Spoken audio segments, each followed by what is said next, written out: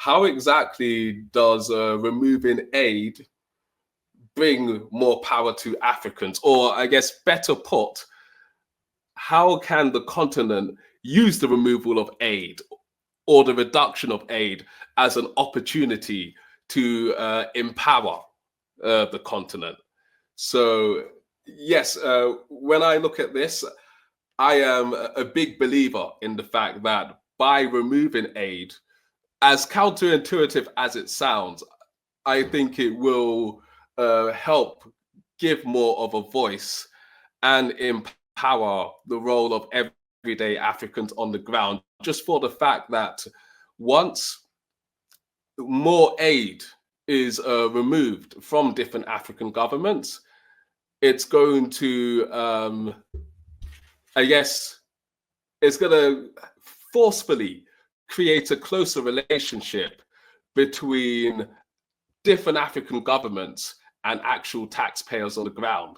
Because, we do see some examples out there, and we spoke about this earlier on within our group chat, where there are countries such as Malawi, Rwanda, and a number of other examples where you see up to 30 or 40% of their fiscal budgets are being supported and held up by aid donations.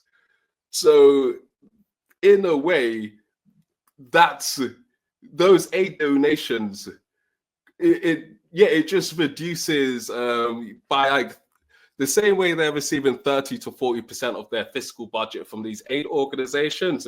That's disempowering, that's reducing the importance of local citizens as taxpayers by that same amount, by that 30 or 40%.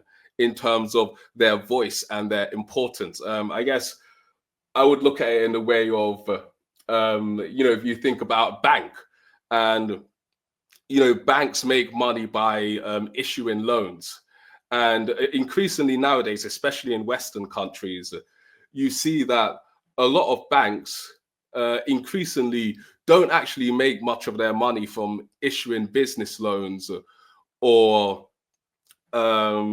mortgages. They make a lot more of their money by advising on mergers, investing in different companies, and in turn, you see that the kind of service and the priority that they give to everyday people has dropped in line with that, because the everyday people on the ground are not contributing as much towards their bottom line. And I feel like I see a similar situation there with these different African governments, where this aid is helping to strengthen and prop up those governments at the expense of the taxpayers.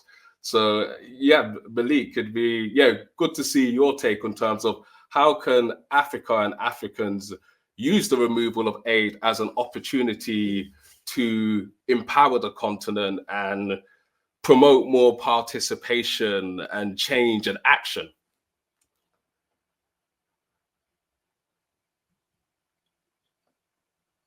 Can you hear me?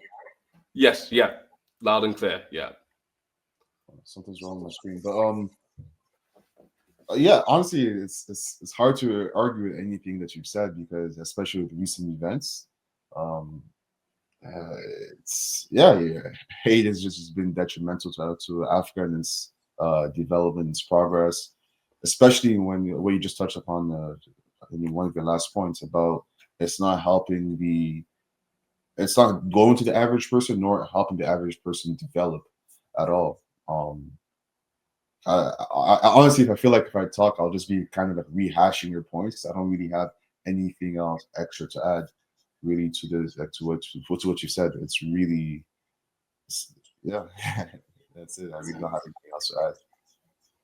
Yeah, and I think another area to mention as well, when we think of how, like you just said there, you don't see a lot of this aid that is supporting these governments actually going to the people, is we also get that matter of tide aid, like we all know before, where when these different donors are providing this kind of funding to different African countries, they're not wholly doing it out of the goodness out of their own hearts. You know, there is an element of, you know, I scratch your back and you scratch my back.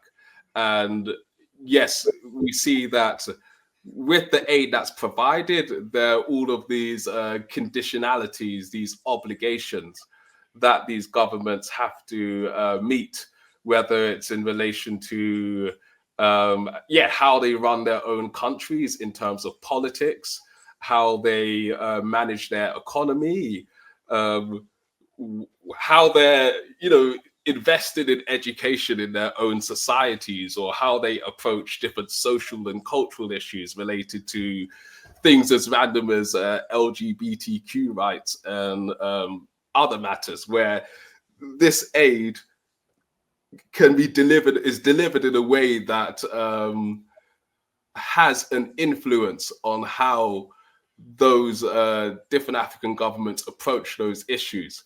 And this is where you're getting unelected foreign actors unknowingly or having like quite a large influence on the run-ins of that country just through that aid, through the money.